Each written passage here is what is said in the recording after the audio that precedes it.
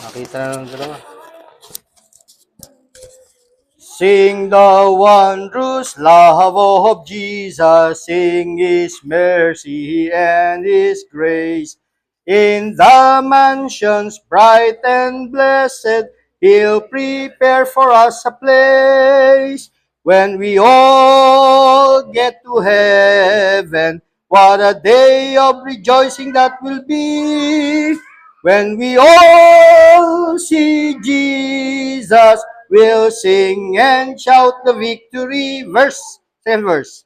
While we walk the pilgrim pathway, clouds will overspread the sky. But when traveling days are over, not a shadow, not a sigh. When we all get to heaven, what a day of rejoicing that will be. When we all see Jesus, we'll sing and shout the victory. Last verse, 4. Onward to the prize before us, soon His beauty will behold. Soon the pearly gates will open, we shall tread the streets of gold. When we all get to heaven, what a day of rejoicing that will be.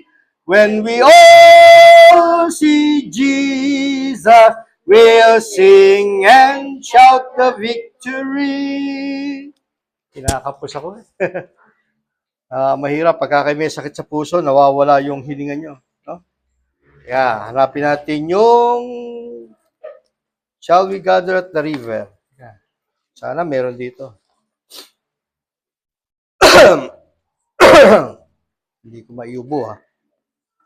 Walang Shall We Gather at the River. Ito na lang, There's a Great Day Coming, 175.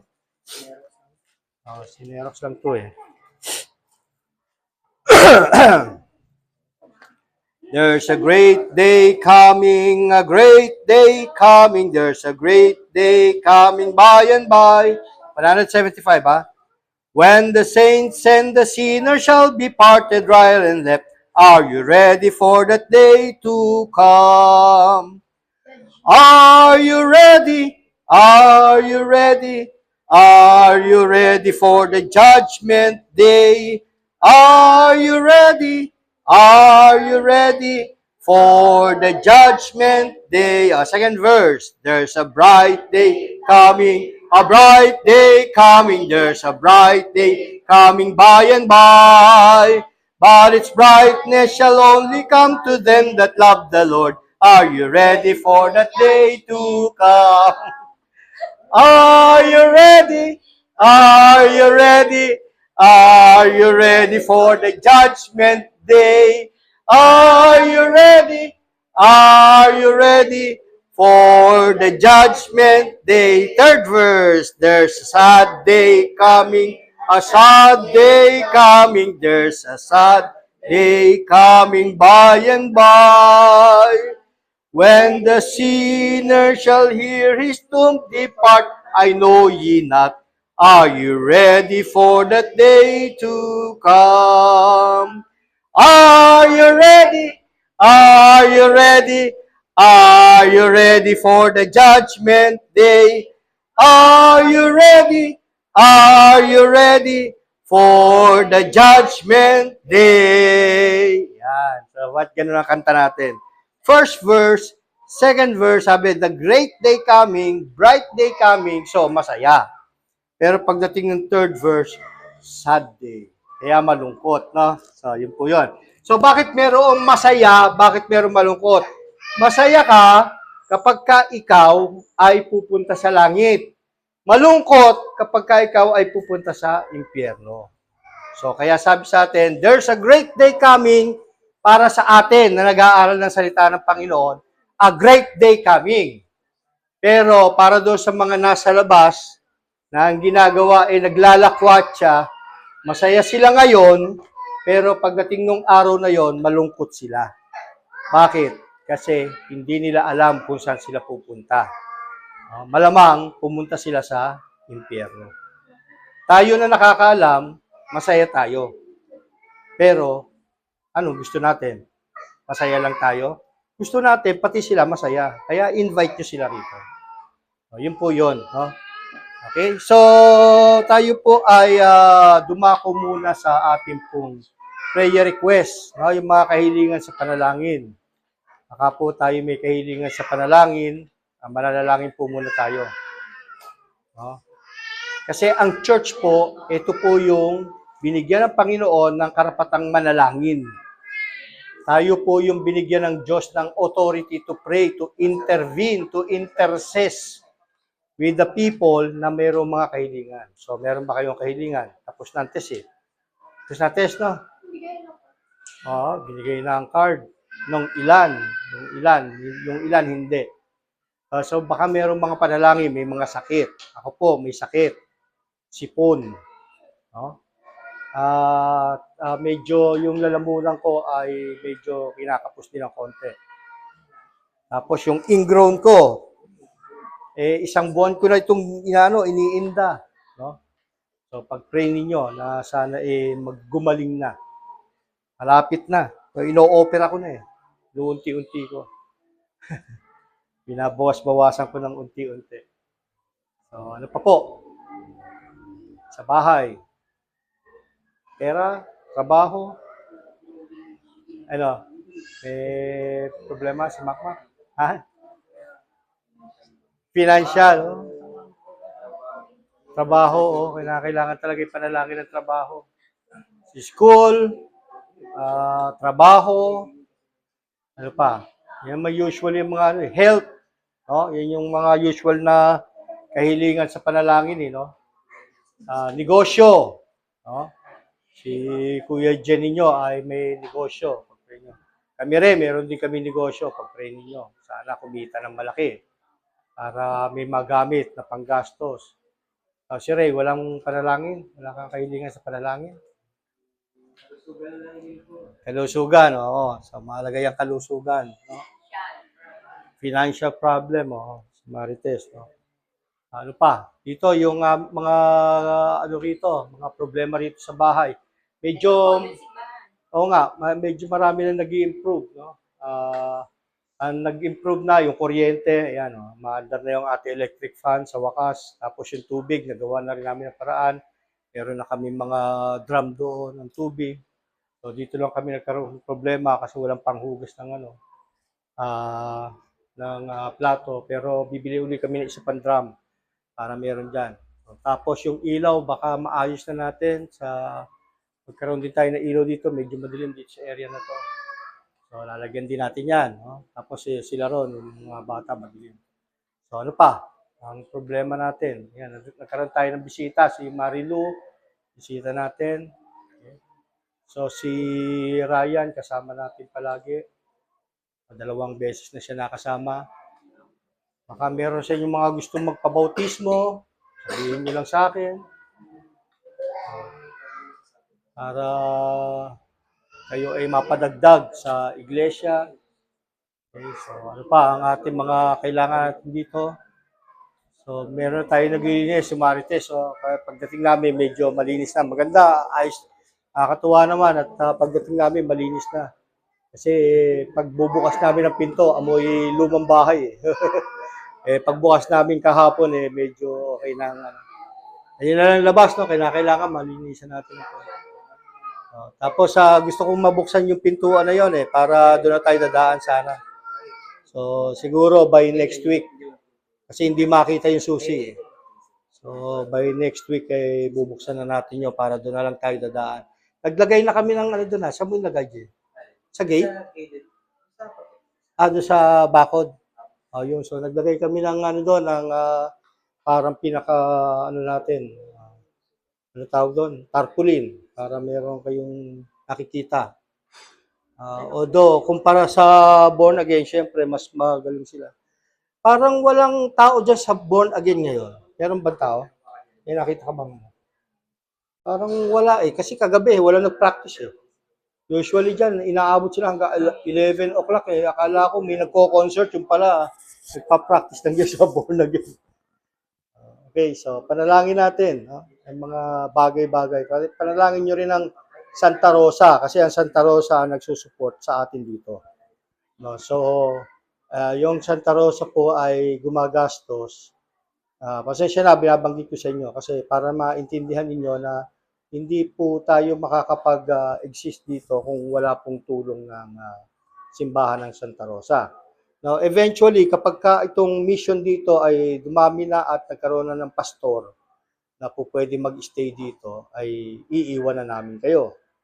No? Yung Santa Rosa ay aalis na sa pag-suporta dito. Parang titindig na ito ng panibago. Pero huwag kayong mag-alala, kung hindi pa kaya, po pwede pa rin namang sumuporta yung Santa Rosa habang mission pa. Yung sinasabi ko sa inyo, yung puputulin na yung pagtulong at kapag church dito. Wala po akong intensyon na kami po ay kumbaga parang palagi dito o dito. Kaya kinakailangan yung tayo dito sa Bataan may matuto sa inyo, tatayo dito sa Sama. Malay natin, baka sila yung isang beses sila yung nakatayo dito. Hindi natin masasabi. Wala tayong pipili. Kasi makmak pagka naayos nyo yung kasalin. Sa Santa Rosa kasi may naiiwan na ako si Borchi at si Brother Martin. Dati si Jen nagtutulong din. Pero dahil si Jen yung aking kasakasama, kaya yung dalawa naiiwan namin. Ganun po yun. Maybe, mag-pray din ninyo, baka si Kuya Martin, isang beses, papupuntahin ko rin dito, siya pagtutulong. Ganon. O kaya, si Brother Martin, baka magpastor rin sa Santa Rosa, hindi na ako magpapastor rin. Ganon. Maraming possibilities. Pray natin. So, kailangan yun. Kailangan, ang church ay parang isang mag-asawa. No? Ang mag-asawa, pagka sila nag-asawa na, hindi na sila umaasa sa magulang. So, ganun po yun. So, kaya po, ang church, pagka kayo independent na, hindi na kayo aasa sa ibang church. Kayo okay, so tayo po na mananalangin, ha? At hilingan natin, again, si Leje, Father Joey Ainel, para siya mag-pray sa atin. And then, isasama na rin po natin yung ating pong offering. Prayer sa ating pong offering nang sa gayon po ay makapag-offer na po tayo. Hindi mo natin. Record ba? Record. I-record din ba? Oo. Siyempre. Sige. So, pe-pray muna tayo. Tayo magsipikit, yun mo po, tayo manalangin sa Panginoon. Aming Diyos tayo, ma'am, maraming po salamat muli sa oras nga po na ito, na inilog sa amin. Muli nga po, kami nga po ay nakakalapit nga po muli sa inyo.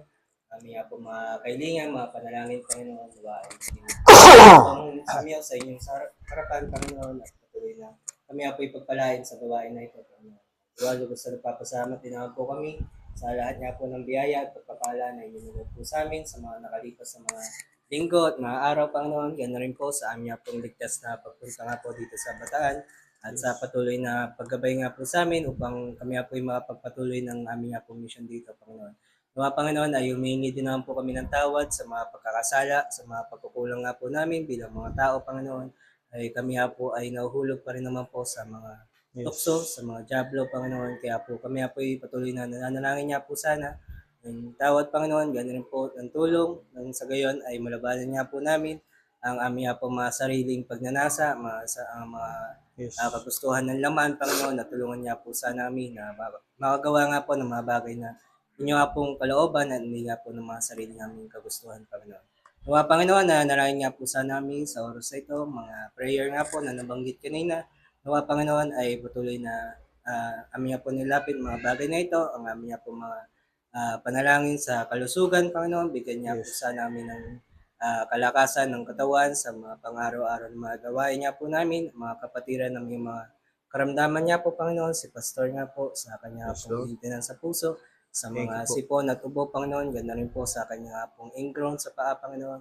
Ay aming nga po nilapit ang mga bagay na ito na sana nga po sa tulong ninyo ay siya nga po gumaling sa kanya po mga karamdaman or at least ma-maintain niya po ang kanyang kalusugan, Panginoon. Gano'n rin po sa mga kapatiran niya po na may mga ininda nga po mga pakiramdam, lalo na nga po at puso nga po ang mga kubot sipon, Panginoon. Nawa ay kayo nga po ang magbigay nga po sa amin ng kalakasan upang malabanan niya po ang mga karamdaman na ito, Panginoon. Nawa'y nilapit ko rin naman po sana sa oras na ito ang mga gawain nga po ng bawat isa sa mga nagtatrabaho nga po, Panginoon, nagnenegosyo. Nawa'y tulungan niya po sana namin sa mga gawain.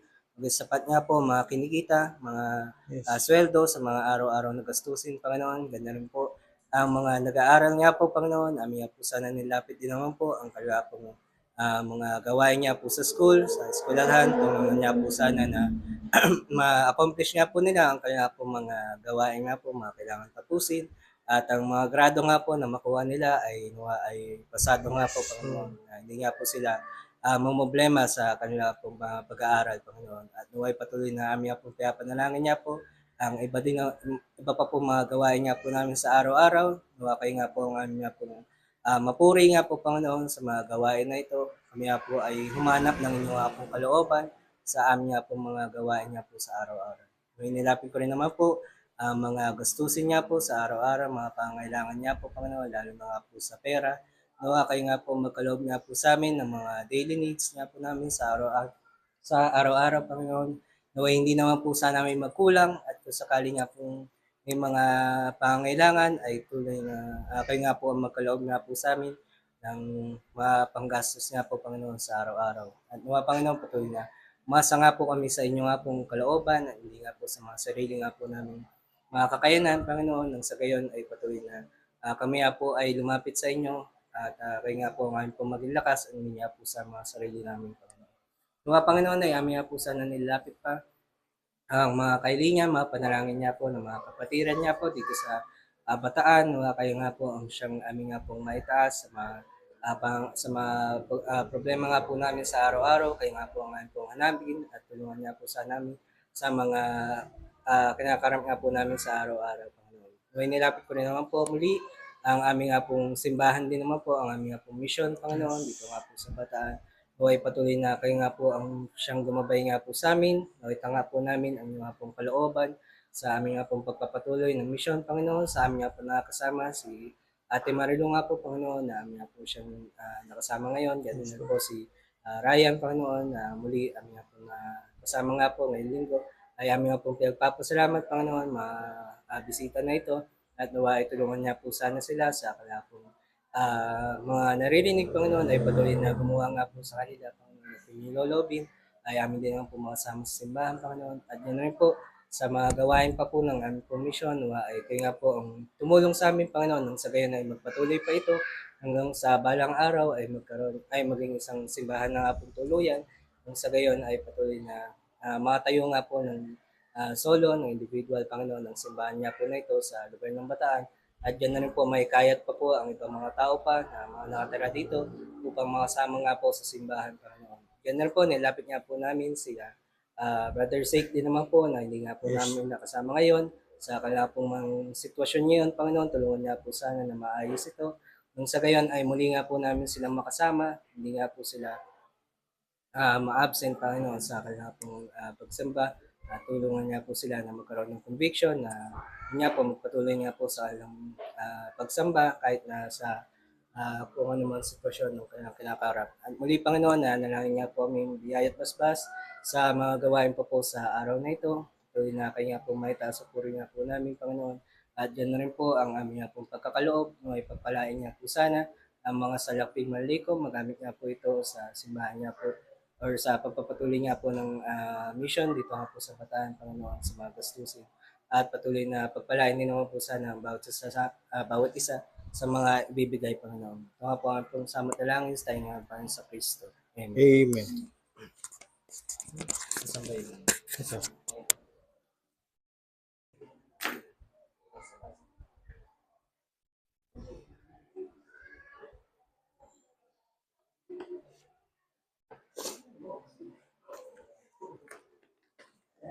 Sige.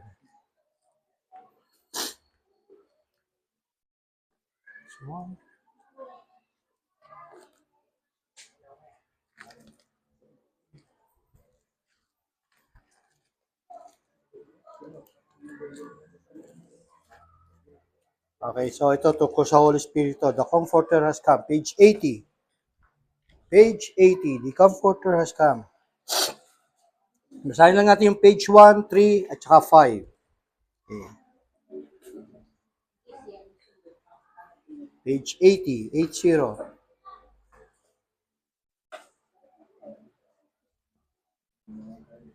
Okay, verse 1. Oh, spread the tidings round, wherever man is found, wherever human hearts and human woes abound. Let every Christian tongue proclaim the joyful sound, the Comforter has come. The Comforter has come, the Comforter has come. O yun po, dito po sa DS, nakita nyo yung DS sa dulo. So, DS po doon. The Holy Ghost from heaven, the Father's promise given. Oh, spread the tidings round, wherever man is found, the Comforter has come. Okay, 3. Lo, the great King of Kings, with healing in his wings, to every captive soul, a full deliverance brings. And through the vacant cells, the song of triumph rings. The Comforter has come. The Comforter has come, the Comforter has come, the Holy Ghost from heaven, the Father's promise given. Oh, spread the tidings round, wherever man is found, the Comforter has come. Verse 5.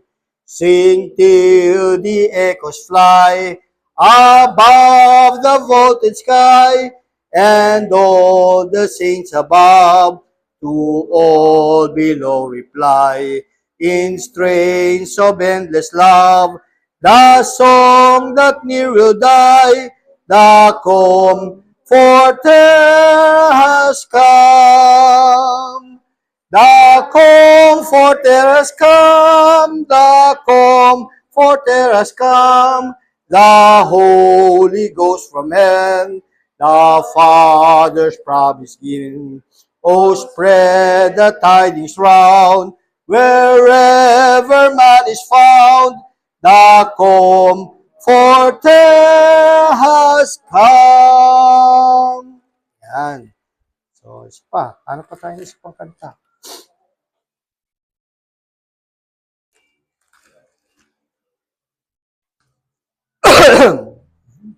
Pumuputok eh. Ayaw lumabas ng tulo yun eh. Teka.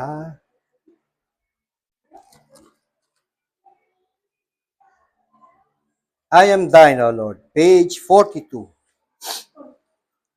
I am thine, O Lord. Sabi niya, ako ay para sa Panginoon na. Yan. I am thine, O Lord. Verse 1. I have heard thy voice and it told thy love to me. But I long to rise in the arms of faith and be closer drawn to thee. Draw me nearer, nearer, blessed Lord, to the cross where thou hast died. Draw me nearer, nearer, nearer, blessed Lord, to thy precious bleeding side. Verse 2. Consecrate me now to thy service, Lord, by the power of grace divine. Let my soul look up with a steadfast hope, and my will be lost in thine. Draw me nearer, nearer, blessed Lord, to the cross where thou hast died.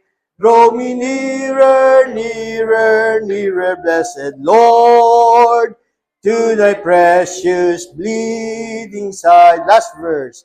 There are depths of love that I cannot know till I cross the narrow sea. There are heights of joy that I may not reach till I rest in peace with thee. Draw me nearer, nearer, blessed Lord, to the cross where thou hast died. Draw me nearer, nearer, nearer, blessed Lord, to thy precious bleeding side. Okay, thank you very much. Amen for that singing. At tayo po ay muling mag-aaral ng salita ng Panginoon. Ang pag-aaral po natin ay ang tanong, saan pupunta ang tao pag siya ay namatay? So kanina, tinatanong natin yon, All Souls Day.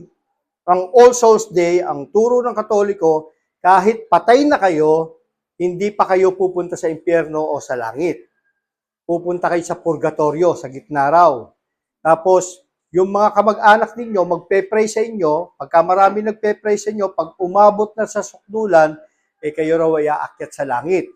Pag wala nagpe-pray sa inyo, kayo ay pupunta sa impyerno. Kawawa naman ang tao pagka wala nagmamahal sa kanya.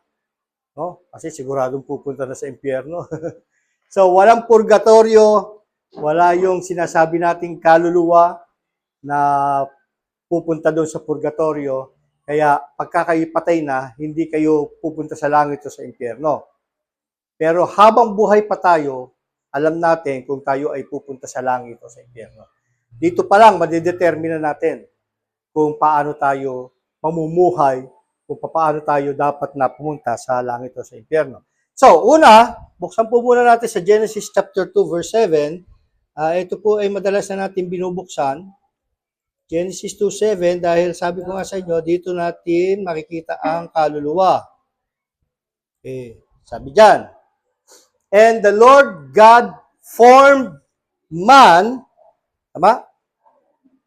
Of the dust of the ground, and breathed into his nostrils the breath of life, and man became a living soul. So sabi, meron daw lupa, tapos ifinorm yung tao.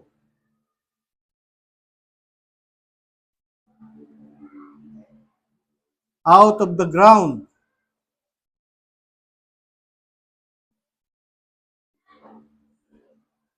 Galing sa lupa.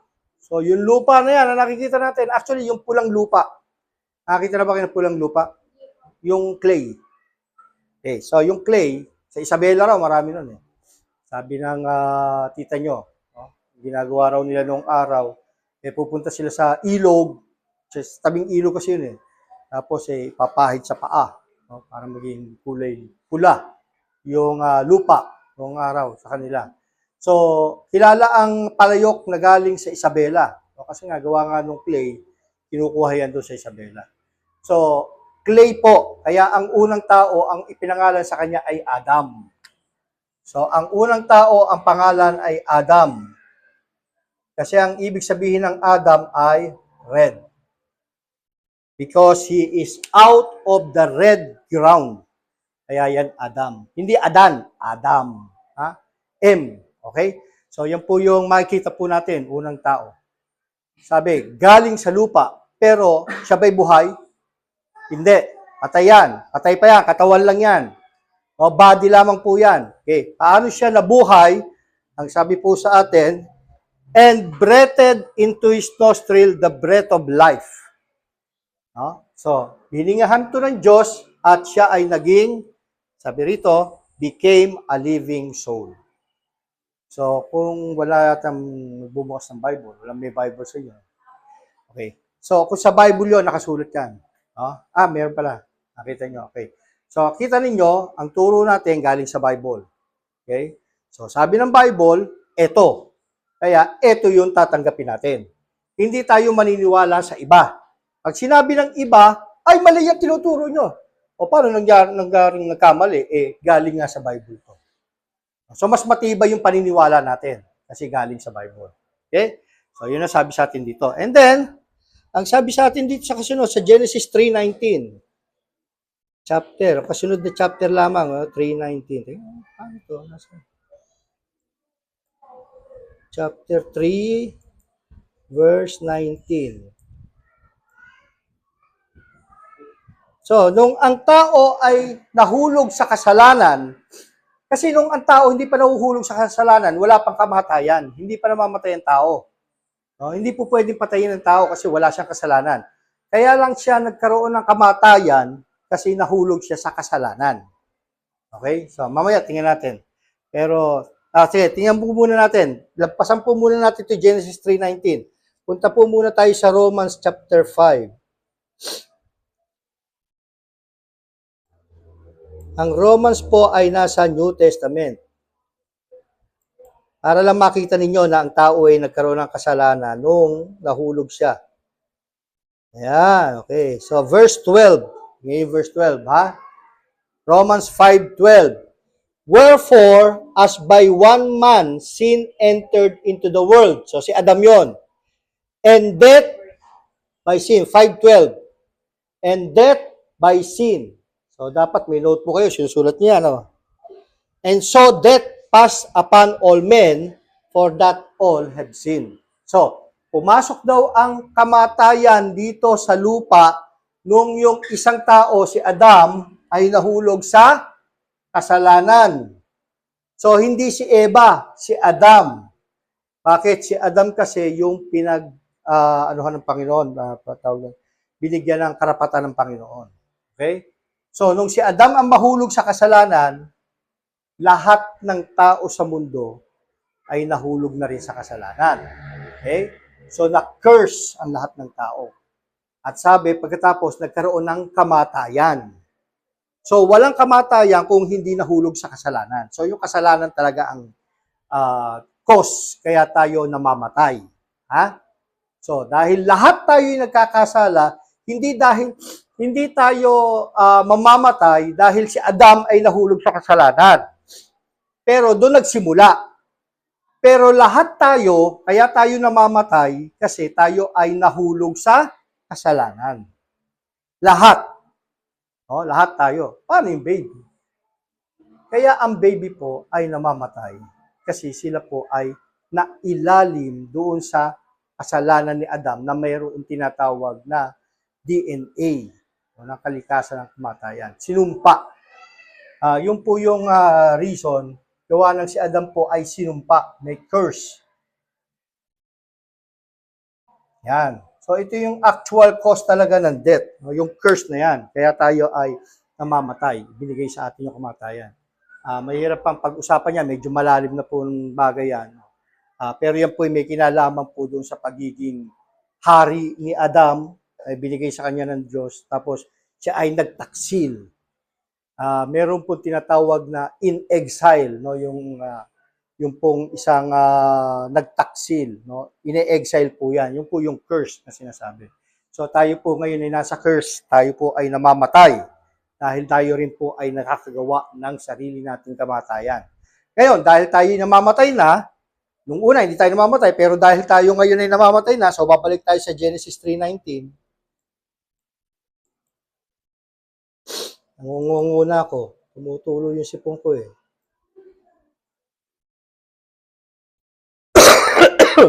Kailangan.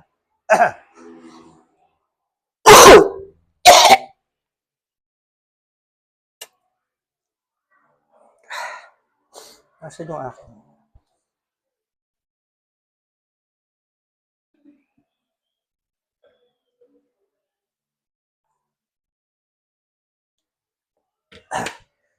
So, sabi rito, 3:19.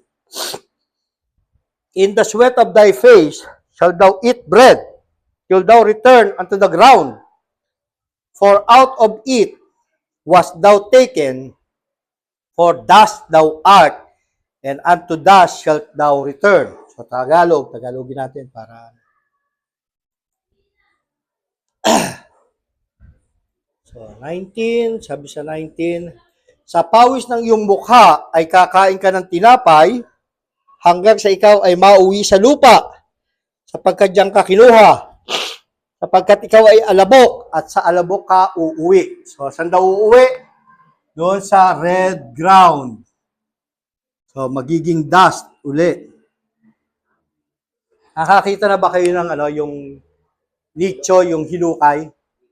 Yung pagka yung maglilibing, yung halimbawa may nakalibing na, pagkatapos may kinakailangang panibagong ililibing, so tatanggalin yung mga laman sa loob, tapos ipabalik yung Nakita nyo na yung patay na nakalibing dati. Inilalagay na lang sa sako yon. Bakit? Kasi puro buto na lang yon. Yung katawan, natunaw na. No, kinakain ng langgam, o kaya pagka bumaha, kinakain ng hito. Nakakain mo kayo ng hito? Dalag at saka hito, madalas siyang pumupunta sa sementeryo. So, kinakain nila yon. No, lahat ng hangin, lahat ng tubig na iga na sa lupa, so maiiwan na lang doon yung pinakalaman na tuyo, magpa-powder na yon. No, kaya naiiwan na lang yung bungo. Tapos yung bungo na lang yung isinasako. Tapos ibabalik doon sa loob, no, yung nicho. So, bumabalik sa lupa. Dust. Kaya nga ako pagka namatay, magpapasunog na lang ako. Kasi walang katawan, walang kwenta na itong katawan na to. Pag wala na yung hininga ng Diyos, yung espiritu, pag wala na dito, wala na kwenta to, magiging na lang itong lupa. No? Alabok. Yan. Dust. So, yun po yun. Kaya sabi sa atin sa Bible, yan nakasulat. No? Sa pawis ng iyong mukha ay kakain ka ng tinapay hanggang sa ikaw ay mauwi sa lupa. Sapagkat diyan ka kinuha. Sapagkat ikaw ay alabok at sa alabok ka uuwi. Okay, ngayon, ang problema, bakit meron tayong sinasabing impyerno at saka langit? No? Ano yun? Ano yung impyerno at saka langit? Bakit tayo mapapapunta doon? Wala na pala tayo. Tama? Wala na pala tayo bakit meron pupunta sa impyerno? Bakit meron pupunta sa langit? So, tingnan natin ang example. Yung mayaman dito sa Lucas, chapter, nasan ba? Luke 16:22 at saka 23. Lucas 16:22 and 23. So, meron dalawang tao rito. Sabi, at nangyari na namatay ang pulubi at siya'y dinala ng mga anghel sa sinapupunan ni Abraham. At namatay naman ang mayaman at inilibing. At sa Hades na nasa mga pagdurusa ay itiningin niya ang kanyang mga mata at natanaw sa malayo si Abraham at si Lazaro ay nasa kanyang sinapupunan. So, meron daw yung tao na namatay, yung isa ay pupunta sa sinapupunan ni Abraham, yung ikalawang namatay ay pumunta sa apoy ng paghihirap. Paano yun? Bakit nagkaganon? Okay? So, sa Old Testament, ipinapaliwanag yan na ang isang taong namatay ay pupunta ng Sheol. Yan, ito yung Sheol, ang tawag nila. Ang Sheol talaga ay libingan.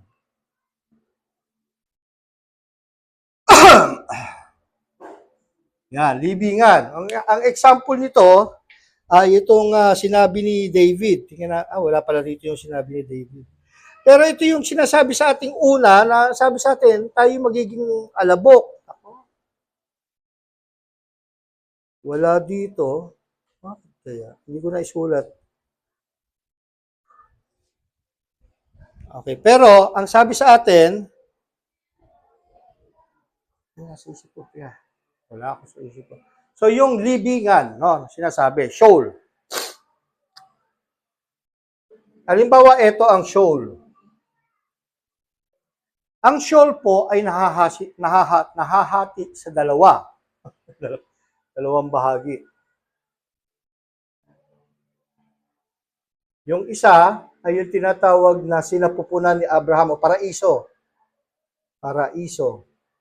Paraiso. O sinapupunan ni Abraham.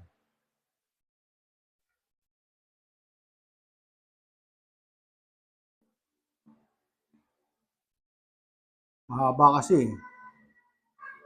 Nababasa niyo ba? Abraham. Yan. Okay. So, sinapupunan ni Abraham. Ito yung comfortable. Ito yung medyo, kumbaga parang maginhawa. Old Testament to, ha?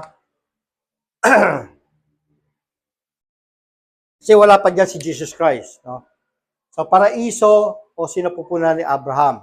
Pero ito, apoy ng pagdurusa. Sabi dito. Hades ng pagdurusa. Yan, Hades ng pagdurusa.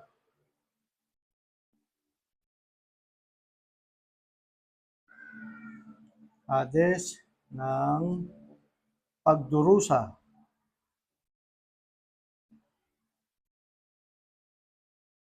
Paano sila nagdurusa? May apoy. Okay, Sargon.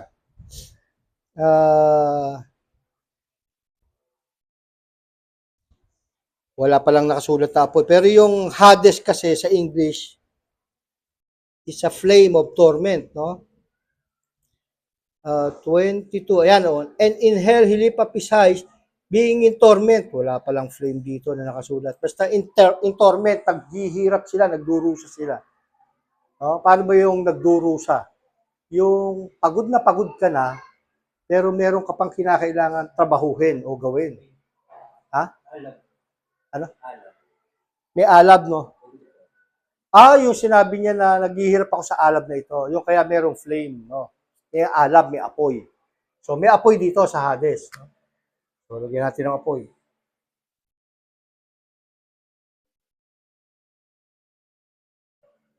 Yan, kuwari, may apoy dyan, no? So, dito, maginhawa.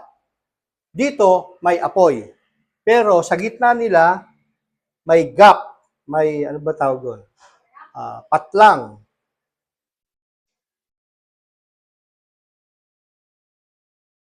May space. Yan, may space. Na yung space, hindi po pwedeng yung nandito lumipat doon. At yung nandito, lilipat dito.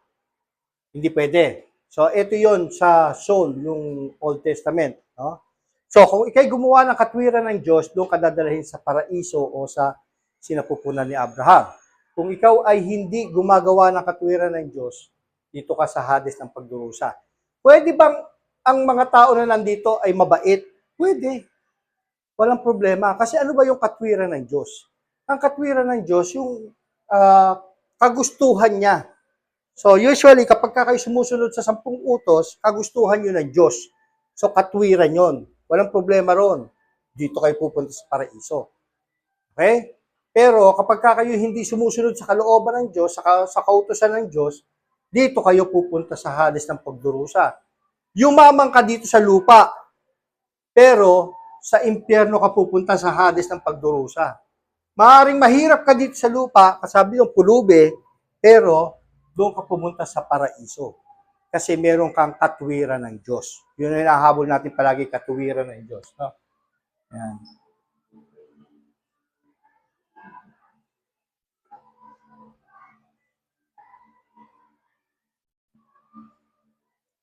Mahalaga yan, katwiran ng Diyos.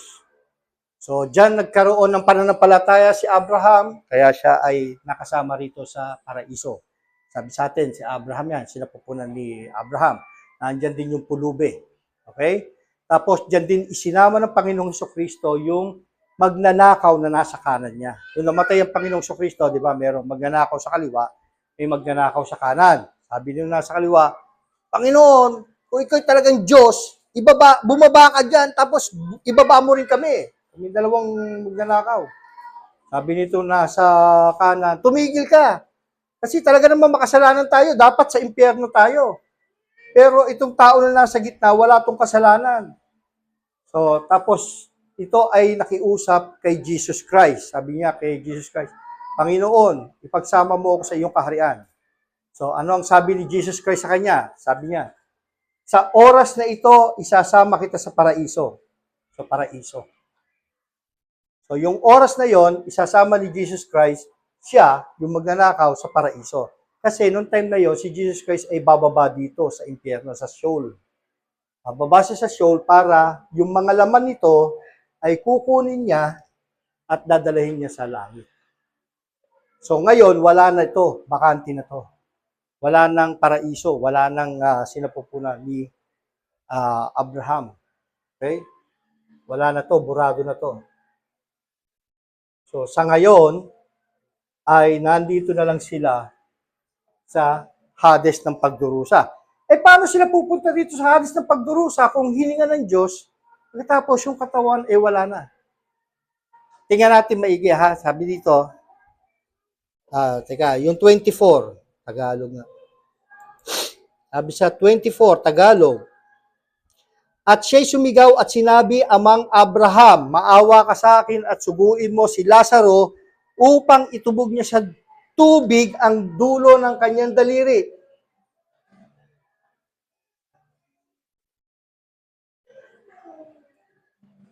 Dulo ng daliri. Okay? Pagkatapos, at palamigin ang aking dila.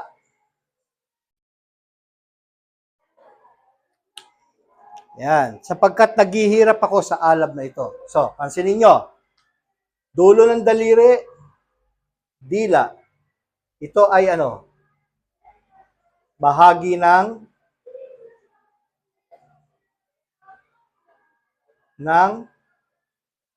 katawan. Sa makatwid, kapag ka ikay namatay, yung katawan mo, itong katawan to, makikita yan, nakaburol. Okay? Mabubulok yan. Pupunta yan sa lupa. Tapos yung hangin, yung hininga, aakyat sa langit. Pupunta sa Diyos. Pagkatapos, ang gagawin ng Diyos, ilalagay uli yon sa isa pang katawan. Pero hindi na lupa. Isang katawan na hindi nauubos. No? Hindi nauubos. Hindi, no? Katawan na hindi nauubos. Bakit kaya binigyan tayo ng panibagong katawan na hindi nauubos? Pag ikay makasalanan, ha? Pag ikay makasalanan, bakit binigyan ka ng katawan na hindi nauubos? Kasi ito yan. Tingnan ninyo sa Isaiah chapter 66 verse 24. Ito yung mabigat.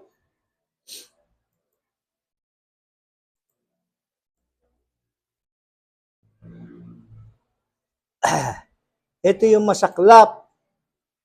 Basahin ko sa inyo. Sabi, at sila'y magsisilabas at magsisitingin sa mga bangkay ng mga taong nagsisalangsang laban sa akin. So, nagsisalangsang, ibig sabihin, makasalanan. Sapagkat ang kanilang uod ay hindi namamatay o mamamatay man ang kanilang apoy at sila'y magiging kayamutan sa lahat ng mga tao. So, yung impyerno raw, itong place of torment na ito, Hades ng pagdurusa, ang sabi sa atin, ito raw ay mayroong uod na hindi namamatay.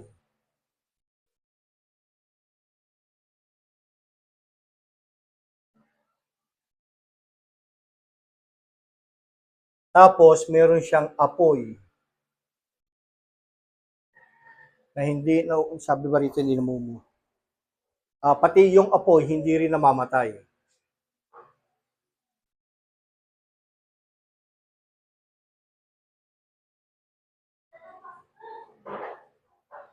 Sa madaling salita, kung kayo ay hindi mag-aaral ng Bible, kung kayo ay hindi kukuha ng katwiran ng Diyos, kayo ay pupunta sa isang lugar na ang uod ay hindi namamatay at ang apoy ay hindi namamatay. Kaya bibigyan kayo ng katawan na hindi na mamamatay.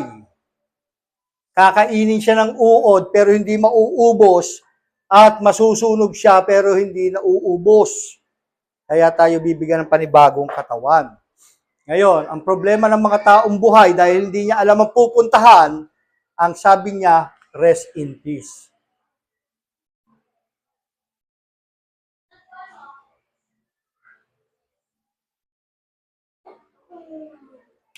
Paano ka mapapayapa niyan? Paano ka magkakaroon ng rest in peace? Eh, merong uod na hindi namamatay at apoy na hindi namamatay. Gusto mo magkaroon ng rest in peace, kinakailangan ngayon pa lang, dito pa lang sa lupa, habang buhay tayo, nagkakaroon na tayo ng katwiran ng Diyos. So, ulitin ko ha, ang katwiran ng Diyos, ang equivalent niyan ay pananampalataya ng Panginoong Hesukristo. O pananampalataya sa Panginoong Hesukristo. Hindi, pananampalataya ng Panginoong Hesukristo. Asan po yun? Romans 3:23. 22. Romans 3:22.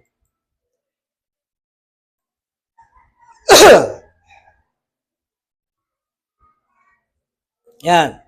Sa makatwid bagay ang katuwiran ng Diyos sa pamagitan ng pananampalataya kay Hesukristo sa lahat ng mga nagsisampalataya sapagkat walang pagkakaiba. So, equals, no? Equal. So, yung katwiran ng Diyos,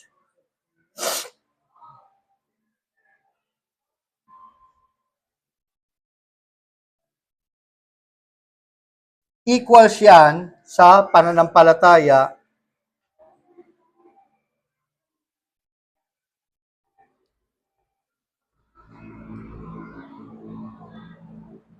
kay Hesukristo.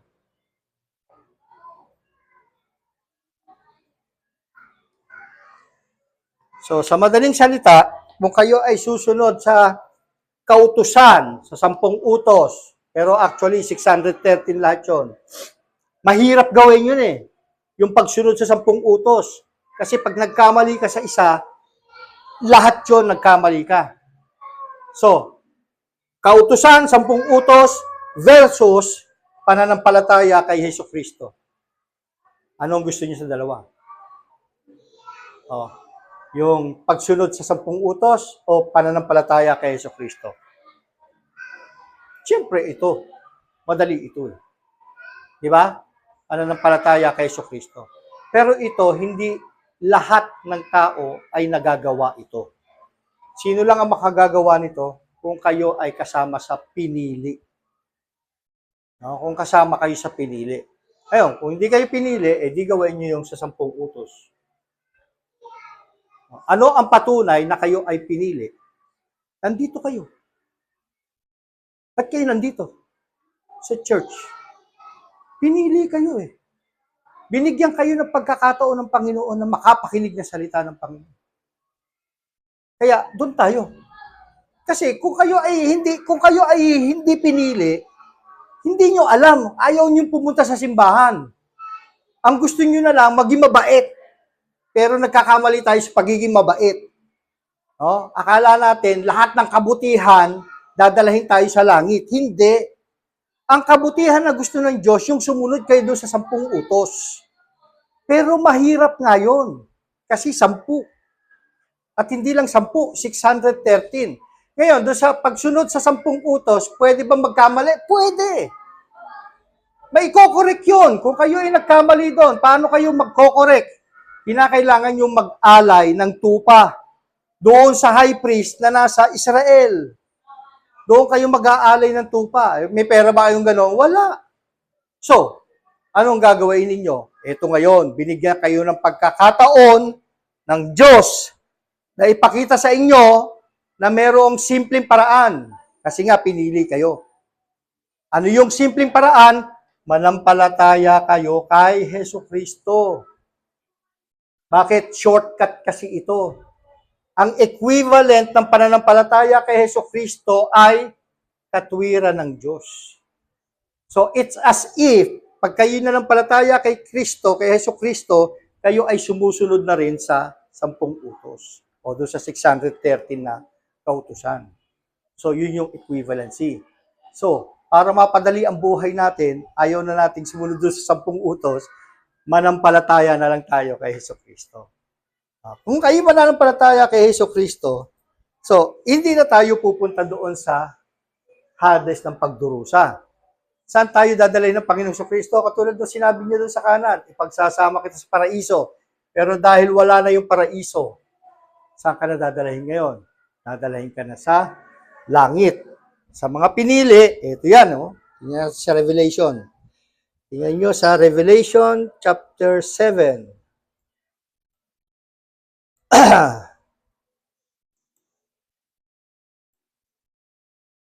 Verse 9. Pagkatapos ng mga bagay na ito ay tumingin ako at narito ang isang lubhang karamihan na di mabilang ng sinuman na mula sa bawat bansa at lahat ng mga angkan at mga bayan at mga wika na nakatayo sa harapan ng luklukan at sa harapan ng kordero na nangandaramtan ng mapuputing damit at may mga palma sa kanilang mga kamay. So, may mga tao na makikita doon sa trono. So, tapos na to, no?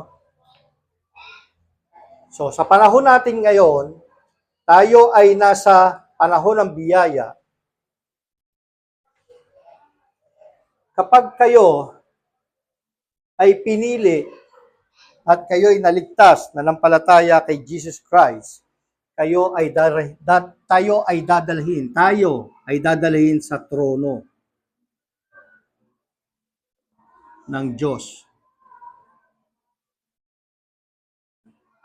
Ito yung ikatlong langit. Bakit? Ilan ba ang langit? 3.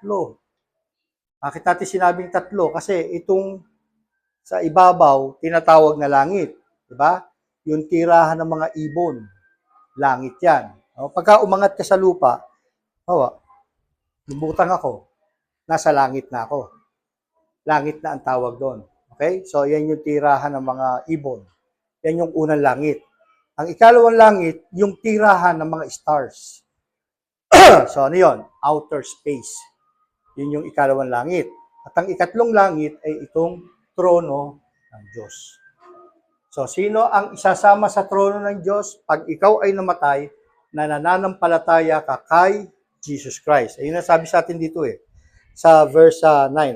Pagkatapos ng mga bagay na ito ay tumingin ako at narito ang isang lubhang karamihan na di mabilang ng sinuman na mula sa bawat bansa at lahat ng mga angkan at mga bayan at mga wika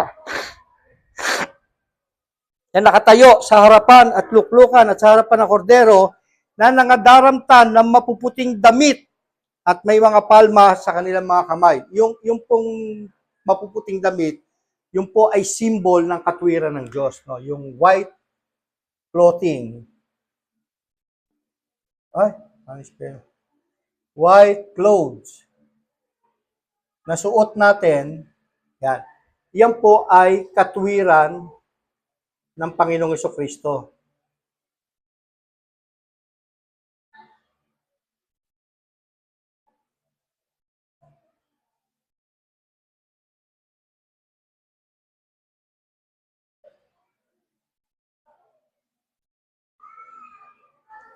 May isang verse po sa Bible na nagsasabi po niyan, na yung white clothes ay yan po yung katwiran ng Panginoong Jesucristo.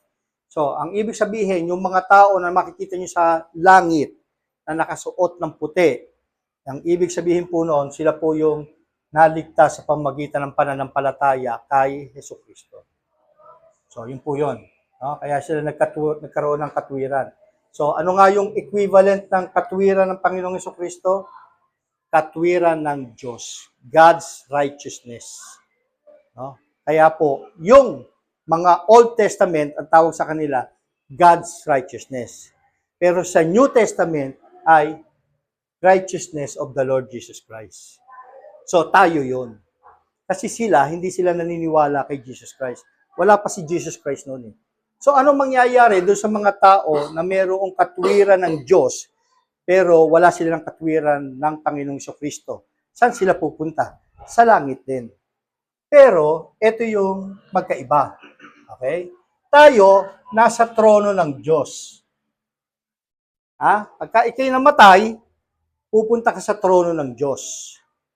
Samantalang yung mga namatay na may katwiran ng Diyos, dito siya pupunta. Tingnan natin sa Daniel chapter 12.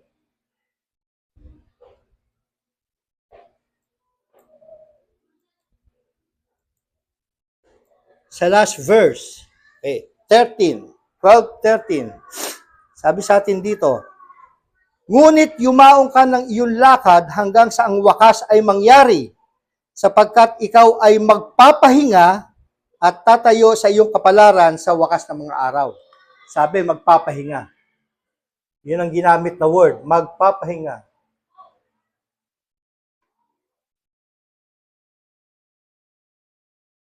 So that means sila po ay unconscious.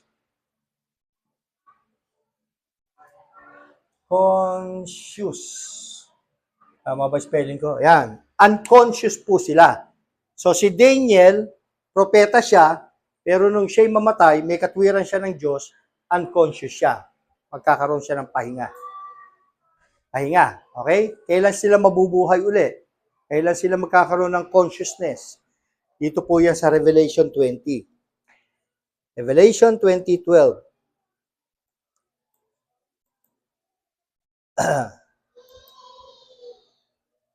Yan, verse 12. Sabi diyan, at nakita ko ang mga patay, malalaki at maliliit na nakakatayo sa harapan ng luklukan at mga bubuksan ng mga aklat at nabuksan ng ibang aklat na siyang aklat ng buhay at ang mga patay ay hinatulan ayon sa mga bagay na nasusulat sa mga aklat ayon sa kanilang mga gawa. Okay? So, ang mangyayari, di trono ng Diyos, luklukan. O, trono ng Diyos.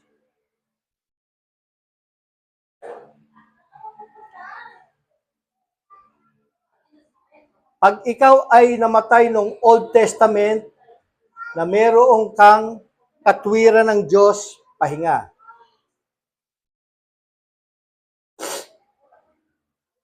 Okay? Pag ikaw naman ay namatay nung New Testament, na ikaw ay mayroong katwiran ng Panginoong Hesukristo, saan ka pupunta? Dito sa trono ng Diyos.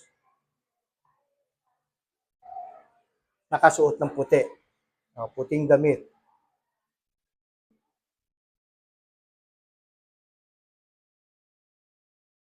Kapag ikaw ay namatay nung Old Testament at ng New Testament na wala kang katwiran ng Diyos, na wala kang pananampalataya kay Jesus Christ, saan ka pupunta? Doon sa sabi sa atin ay Sheol, sa may yung uod at apoy na hindi namamatay. So yun yung impyerno, di ba? Uod at apoy na hindi namamatay. Kung wala kang katwiran ng Diyos, kung wala kang pananampalataya sa Panginoong Jesucristo. Impyerno. Ngayon, kung ikaw ay may katwiran ng Diyos, pero hindi ka nanampalataya sa Panginoong Jesucristo, ang mangyayari sa iyo, pahinga. Kung ikaw ay may katwiran ng Diyos sa New Testament, pero wala kang pananampalataya sa Panginoong Jesucristo, pahinga pa rin. So may mga tao na hindi sila nanampalataya sa Panginoong Jesucristo, pero meron silang katwiran ng Diyos. Bakit? Kasi buhay pa yung templo. Yung templo, pag naitayo yun, magkakaroon uli doon ng offering. Pagka nagkaroon ng offering doon, ibig sabihin, meron na namang katwiran ng Diyos ang tao. So, kahit ngayon, sa panahon natin, sa New Testament, hindi sila nananampalataya sa Panginoong Jesucristo, pero meron silang katwiran ng Diyos, sila ay magpapahinga. Ang kagandahan, tayo sa atin, tayo sa New Testament, hindi na tayo yung kukuha ng katwiran ng Diyos, ang kinuha natin ay yung pananampalataya kay Jesus Christ. Pag tayo'y namatay, tayo ay susuotan ng puting damit at diretso tayo sa trono ng Diyos. Yun yung sinabi doon sa binasa natin sa Revelation. Okay? So, lahat yan, bibigyan ng panibagong bagong katawan. Okay? Pero ang tawag doon sa katawan na dadalahin sa impyerno ay incorruptible. Corruptible, no? Corruptible. Ang tawag doon ay corruptible body.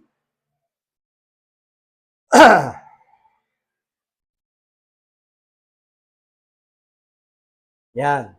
Tapos, doon sa mga nanampalataya sa Panginoong Jesucristo, yung may puting damit, kaya siya may puting damit, ang kanyang katawan ay incorruptible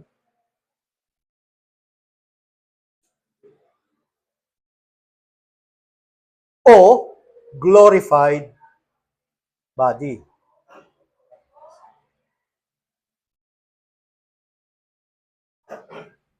Yan, no? So, pag ikay namatay, na wala kang katwiran ng Diyos, wala kang pananampalataya kay Jesus Christ, corruptible body, susunugin ka doon sa apoy na walang kamatayan, kakainin ka ng uod doon sa walang hindi namamatay. Pero pagka ikaw ay sa Old Testament o yung katwiran ng Diyos, ikaw ay magpapahinga. So, meron kang incorruptible body, pero hindi to conscious. Unconscious to. Parang nakakoma. Okay? Parang nakahiga ka lang, natutulog ka lang doon sa langit, pero hindi ka conscious.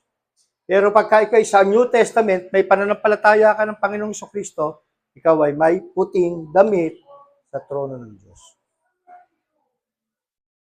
Okay? Maliwanag? So, saan kayo dito? Saan nyo gusto? Siyempre dito. Paano gagawin para magkaroon ng puting damit? Pananampalataya kay Jesus Christ. Anong palatandaan na ikaw ay kasama sa pinili? Nandito ka ngayon, nakikinig ka ng salita ng Panginoon. Binigyan ka ng pagkakataon ng Panginoon na mapakinggan mo na kailangan lang manampalataya sa Panginoong Kristo para ikaw ay magkaroon ng katwiran ng Diyos. Puting damit. Meron ba dito sa atin na hindi pa nananampalataya sa Panginoong Kristo? It's your chance now. Chance mo na ngayon. Manampalataya ka sa Panginoong Kristo at maliligtas ka. Kaya yung t-shirt na suot ko palagi.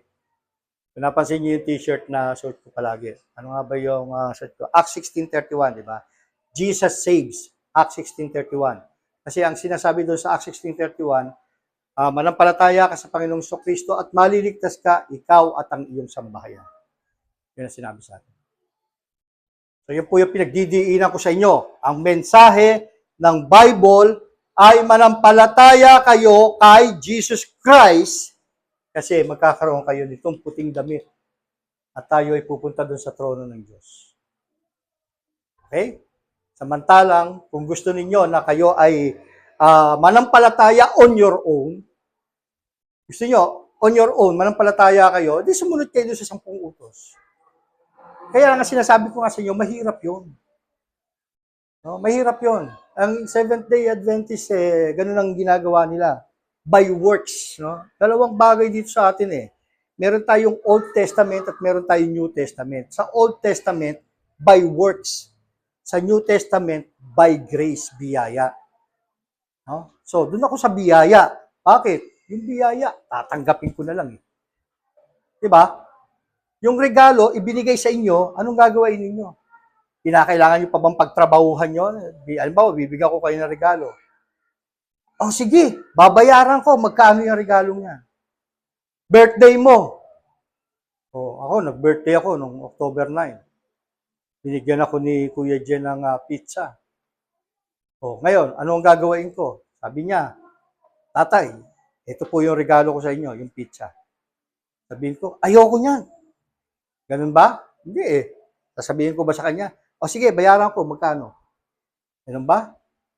O sasabihin ko ba sa kanya, sige, pagkatrabaho ko, ano gusto mo? Gagawin ko. Gusto ko po, linisin niyo yung kwarto ko. Ganun ba? Hindi. Sasabihin ko lang sa kanya, o sige, thank you ha. O, di ba? Ganun sa Panginoong Kristo. Pananampalataya sa Panginoong Kristo. Paano kayo magkaroon ng pananampalataya sa Panginoong Kristo? Biyaya. Ibinigay sa atin ng Panginoon. So, anong gagawin mo? Tatanggapin mo. Ganun lang kasimple. Pagka tinanggap mo yun, pero ka na itong puting damit, sasama ka na doon sa trono ng Diyos. Pwede ka na umatin ng kasalan. Di ba?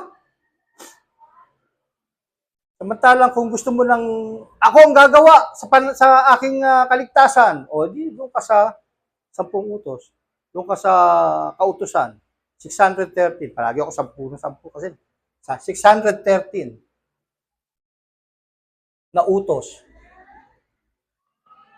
Oh, yun ang gusto mong gawin? 613 na utos, pambira. Yung 10 nga, hindi ko magawa-gawa, 613 pa. Pahirap. Oh, di ba? Doon na lang sa pananampalataya. Kaya lang, yung sabi ko sa inyo, hindi lahat ay nagkakaroon ng Hindi lahat nakakaunawa doon sa pananampalataya kasi hindi lahat ay nakakapakinig. Sino lang ang makakapakinig? Yun lamang pong pinili. So, tayo yun. Kaya dapat po tayong magpasalamat palagi sa Panginoon kasi simpleng bagay lang ang ginawa sa atin para tayo magkaroon. Alam nyo bang ang pinakamahalagang bagay sa buong mundo, libre? Alam nyo ba yan? Libre. Pinakamahalagang bagay sa buong mundo. Ano ba ang pinakamahalagang bagay sa buong mundo?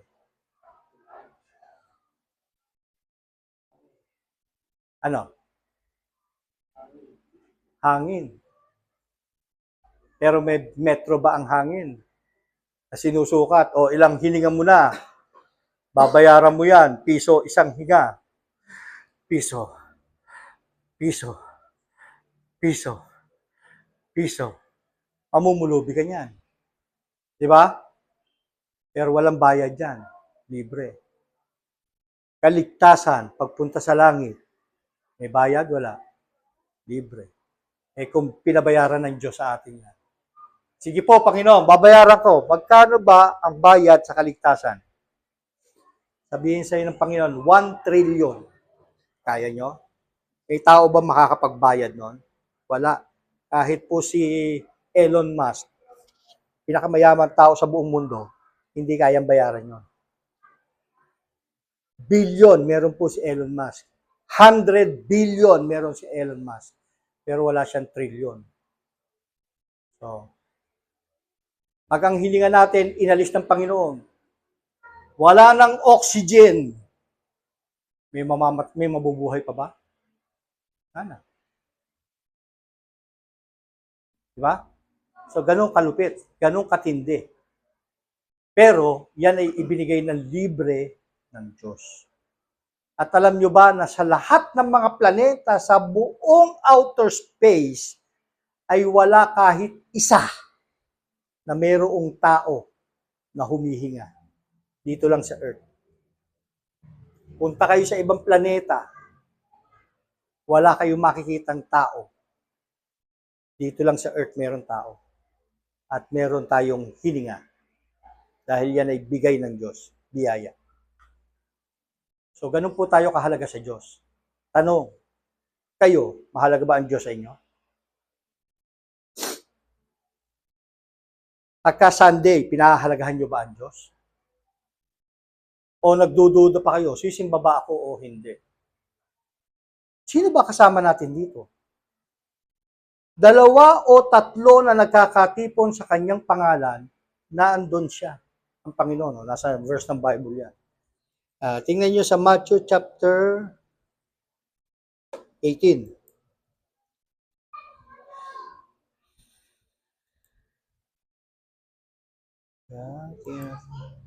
May titingala ako, Matthew 16.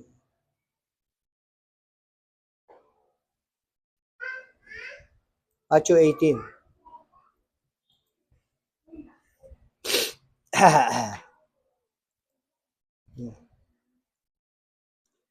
Verse 20, tingnan nyo, 18:20, sabi rito, sapagkat kung saan nagkakatipon ang 2 o 3 sa aking pangalan, ay naroon ako sa gitna nila.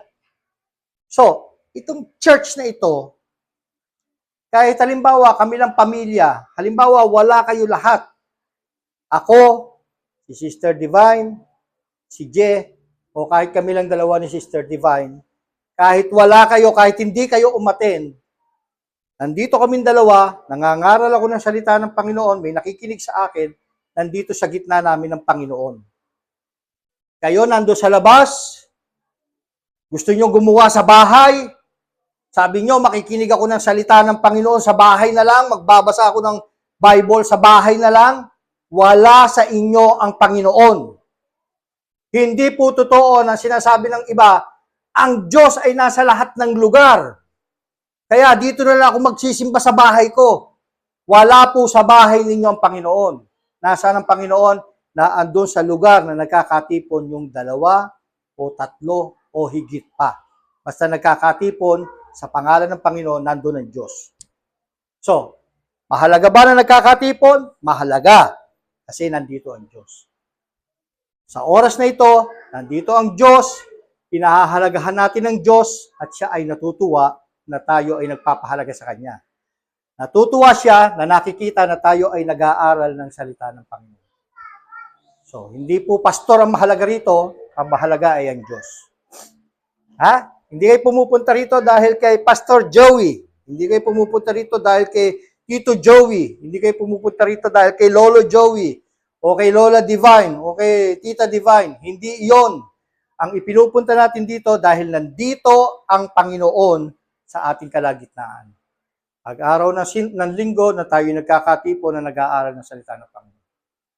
Bakit natin siya kailangan pahalagahan? Kasi siya ay nagpahalaga sa atin. Binigyan niya tayo ng puting damit. Katwiran ng Diyos. Pinakamahalagang bagay. Bakit? Bakit mahalaga yan? Katulad din po ni Lazaro. Si Lazaro pulube. Naghihirap siya. Gaano kahirap si Lazaro? Hindi, si Job pala yun. Alam niyo yung sugat ni Lazaro sa kanyang hita, hinihimod ng aso. Nakaranas na kayong ganon? Na yung inyong mga sugat-sugat sa hita, inihimod ng aso. Hindi nyo mapigilan yung aso dahil sa sobrang hirap ninyo, hindi nyo na kayang pigilan yung aso. Naghirap si Lazaro dito sa buhay. Pero, pagdating nung siya'y namatay na, nasan siya? Nandun sa sinapupunan ni Abraham. Oh. Samantalang yung isa mayaman, ang yaman dito. Ang daming kinakain. Kumakain ng fried chicken, lechon, at kung ano-ano pang masasarap na pagkain dito sa lupa. Pero nung siya'y namatay, nasan siya? Nandun sa Hades ng pagdurusa. Hindi siya kumakain doon. Siya ang kinakain doon. Kinakain siya ng uod na hindi namamatay. Kinakain siya ng apoy na hindi namamatay. So, anong gusto nyo? Mamili kayo sa dalawa. Yung mahirap dito, pero mayaman doon. O yung mayaman dito, pero mahirap doon. As far as I'm concerned, ang gusto ko, okay lang mahirap dito, pero doon, mayaman. Yun po yung inaasahan ko. Yun po yung in-expect ko. No? Yun po yung in-expect ko. Mayaman sila Ayala. Gusto mo ng buhay nila Ayala. Pero sa palagay nyo, sila Ayala, saan pupunta pag sila'y namatay? Sa langit, sa impyerno. Sana sa langit. Mapalad siya kung siya sa langit. Paano kung sa impyerno? Mas maswerte tayo. Bakit? Kasi dito, sa buhay dito, gaano lang ang guguguli mo rito? 100 taon? Samantalang sa langit, ilang taon ang guguguli mo doon? Forever. Naalala ko yung kanta, forever young, I want to be forever young. Doon, forever young ka. Everlasting yon, eternal yon, wala yung katapusan. So doon ako, maghihirap ako dito, pero doon, mayaman ako doon. Kaya nga palagi, minsan nag-uusap pa palagi ni tita nyo. Nag-uusapan namin, yung bang ginagastos natin pagpunta dito, sapat ba yun? Kumbaga parang may kwenta ba nangyayari sa atin yung pagpunta natin dito? Sabi ko, kahit isa lang sa mga yan, ang makasama natin sa pagsisimba, ang makapakinig ng salita ng Panginoon, kahit isa lang sa inyo, mahalaga yun. Kasi ang halaga ng presyo ng bawat isa sa atin, ha? Sabihin natin pinakamalito, yun, yung pinakabata, yun nata pinakabata, no? Ang halaga ng isang bata, o hindi, yung conscious na pala, yung conscious. So, si Athena, conscious, medyo hindi pa, no? O, sabi, ikaw, si Gia, si Gia, ano ang presyo ni Gia? Ang presyo po ni Gia ay buong mundo. Yung presyo ng buong mundo. Nakasulat po yun sa Bible. Tingnan natin, Mark.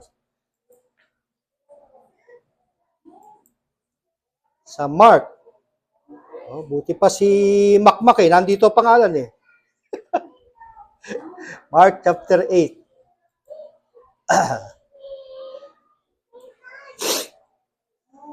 Yeah.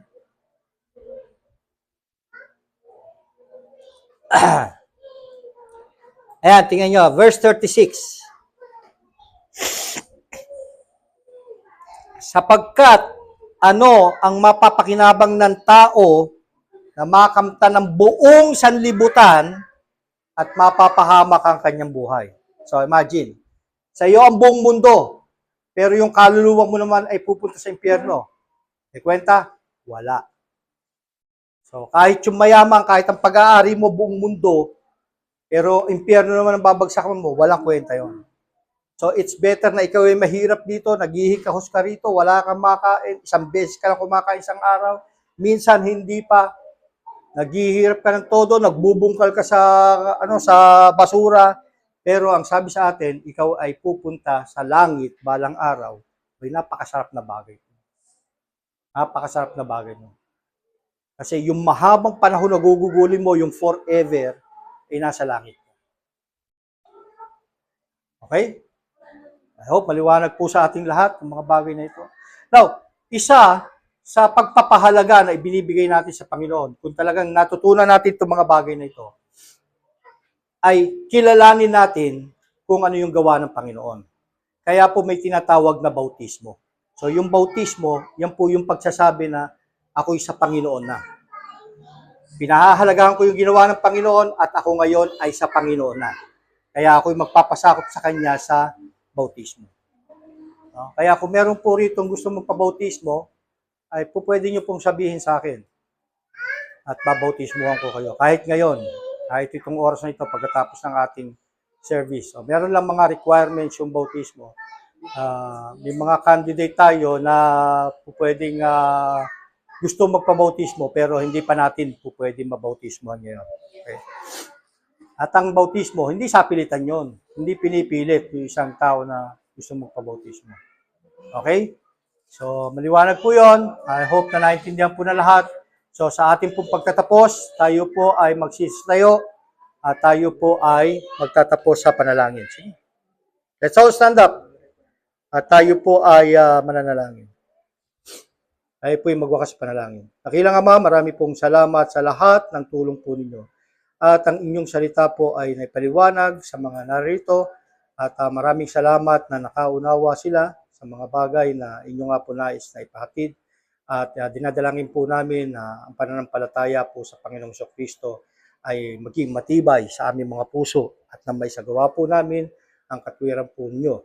At dinadalangin po namin patuloy na sana kayo po ang amin na itaas at sa pagtatapos po, nawa po'y ingatan nyo ang bawat isa na makarating na maayos sa aming uwian at upang kami nga po, Panginoon, ay makapagpahinga sa aming mga tahanan. Dalangin ko po ang lahat at ang pagtatapos po ng serbisyo po namin dito nga po sa lugar ng Bataan. Dalangin ko po ang lahat ng ito sa tangi pong pangalan ng Panginoong Kristo. Amen. So magandang tanghali po sa ating pong mga bisita at kayo po ay makauuwi na tayo po ay magkakahiwa-hiwalan. Okay, paano ba ang ating uwian ngayon? Paano ang ating gagawin? Ihatid niyo sila, Marilu. No? Ha? Ikaw na lang baka maghatid?